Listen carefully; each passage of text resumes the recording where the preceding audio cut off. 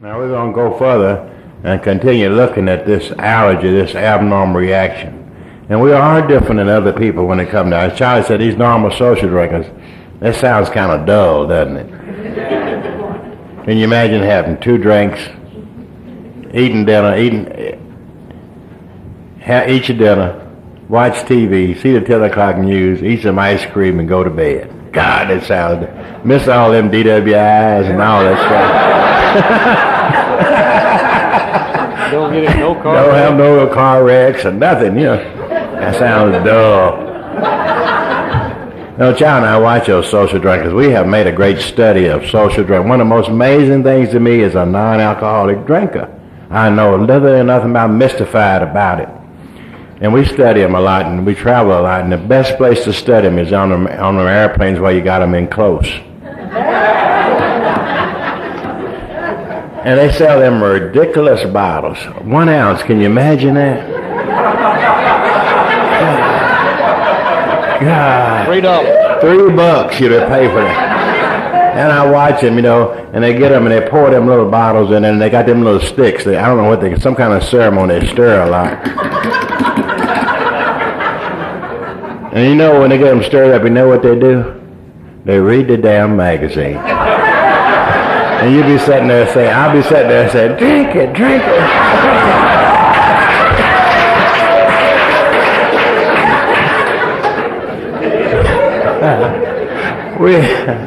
We watched one guy a few years ago. He was real neat. He held his bottle up to the light and kept on little time until he got just half. Then he neatly screwed the top on, put it down his pocket. Real neat. Charlie couldn't stand it. We couldn't stand it, but Charlie's a little brazen, Charlie touched him on the shoulder, was getting off the plane, and asked him, said, what you going to do with that? And you put it in the pocket. He said, I'm going to have another drink when I get home.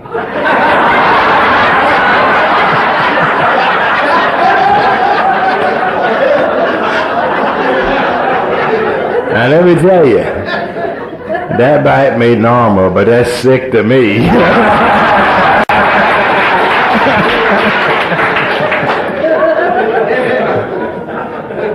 But I look at that both sides. They do look strange to us.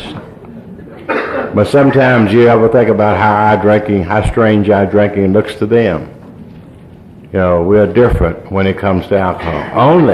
We're different when it comes to alcohol. He goes on here to completely explain this a little further. He said, we believe that on Roman numeral 26, and the textbook never teaches you anything until when it starts it, then he will expand. The textbook teaches and opens up the ideas. So we believe, as so suggested a few years ago, that the action of alcohol on these chronic alcoholics is a manifestation of an allergy. That the phenomenon of craving is limited to this class and never occurs to the average temperate drinker. He explains, he said that these chronic alcoholics, and I think some of us get out of shape. We say, oh, I wasn't chronic. But chronic doesn't mean critical. Chronic means more than once. So if you did it more than once, you're probably chronic, over and over.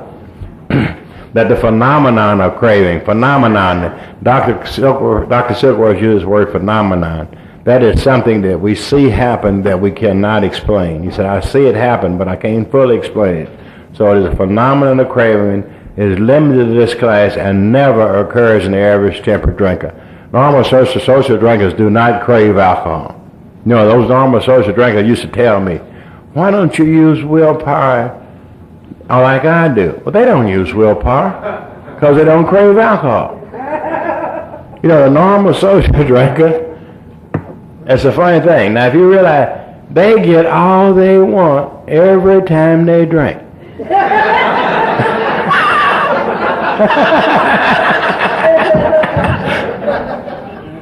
And I drank for 16 years. And I can't remember one time that I got enough. But they get all they want every time they drink. So, he said these allergy types can never safely, now remember, we can use it, we can never safely use alcohol in any form at all. Once having formed the habit and found they cannot break it, once having lost their self-confidence, their reliance upon human things, things human, their problems pile up on them and they become astonishingly difficult to solve. So he says, because of this, we can never safely use alcohol. There's a key word here we must understand, and that word is the word craving. Yeah. In the context of the big book, the word craving always refers to the body, not the mind, to the body. Yeah. And the only way you crave alcohol is you first put a couple of drinks in your system. Then the phenomenon of craving develops, and then we can't stop drinking. But the phenomenon of craving cannot develop until we've put the first couple of drinks in the system. Now, people tend to use the word craving with the mind. They say, I craved a drink for years. Now, in the context of the big book, they might have desired a drink or had an obsession to drink. But the only way you can crave alcohol is put it in the system. And then the phenomenon of craving develops, and then we can't stop. Now, that's the difference between us and the social drinker. They put it in their system. The craving does not develop. They get a slightly tipsy, out of control, nauseous feeling. We put it in our system. The craving does develop, and that physical craving is so strong, we cannot stop drinking. Now, I keep hearing people in AA use the word compulsion. The big book does not use the word compulsion. We're dealing with one word here, craving. Physical craving. That is the manifestation of the allergy, and you can't see it. To strawberries, it's a rash.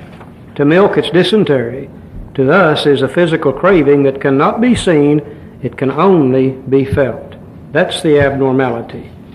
Now, to expand on that idea just a little bit further, let's go over to Roman numeral 28.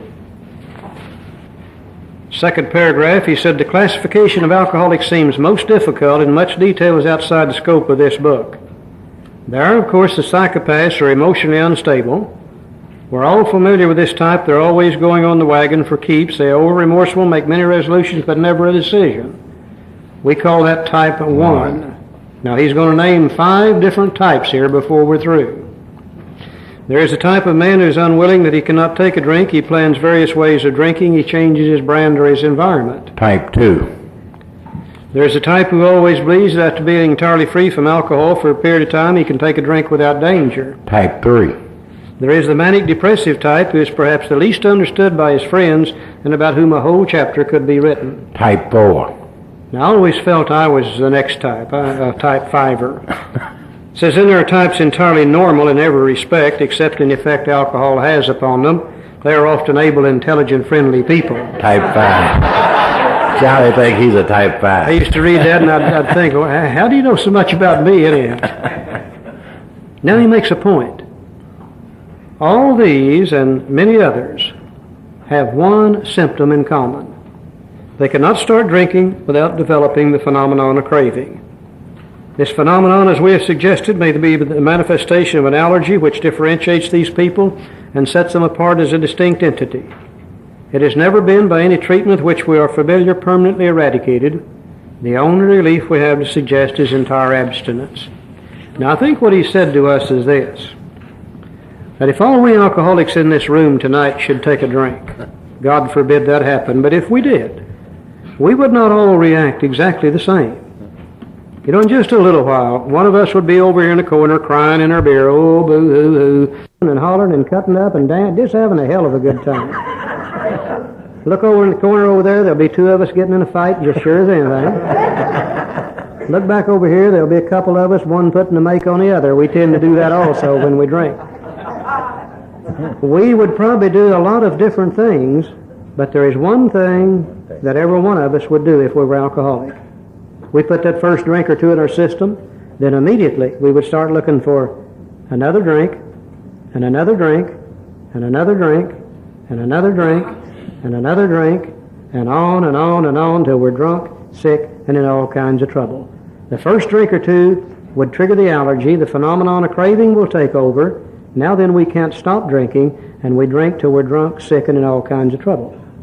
Now, it really doesn't make any difference when that happens in our life. You know, some of us were born with this, I'm sure. I took my first drink at 14. I can never remember in 26 years of drinking ever taken one drink of anything that had alcohol in it. I think I was born alcoholic, standing there waiting to take the first drink. Some of you, I'm sure, drank with relative safety for a few years. But somewhere you crossed over the line, and then when you took a drink, you ended up drunker and sicker than you intended to be. And it doesn't make any difference whether we're born with it or drink ourselves into it. The fact remains that's the way we are today. And I know that's the way we are. And the reason I know that's the way we are, if that wasn't the way we are, we wouldn't be here today. You know, if you and I could drink safely, I know exactly where we'd be. We'd be out there drinking safely. Now that's the one thing we got in common in AA. See, too many times we try to unidentify. He says, I've been in jail 32 times. I say, I'm not like him. I just been there 12. She says, I've had 6 husbands. And I say, I'm not like her. I've only had 2 wives. But the one thing that we'll hear from every alcoholic is the utter inability to control the amount we're going to consume after we once start drinking. That's the abnormality. And it really doesn't make any difference how long it takes us to get drunk either. You know, this thing is so pronounced in me that if I'd take a drink right now about 10 minutes after 9, by midnight I found me a cop and I'm in jail somewhere. That's how bad the allergy is in me. Some of you might have 1 or 2 tonight, 3 or 4 tomorrow night, 4 or 5 the next night, and it may take you a week to find your policeman and get in jail. But it really doesn't make any difference because the first drink we take tonight is the one that triggers this thing off. This is what Dr. Silkworth found. Every successful treatment program in the world today for alcoholism is based on the doctor's theory in the big book Alcoholics Anonymous. We are different. We are allergic. We do not react to alcohol. It sets us apart as a distinct entity. We are different from normal social drinkers physically.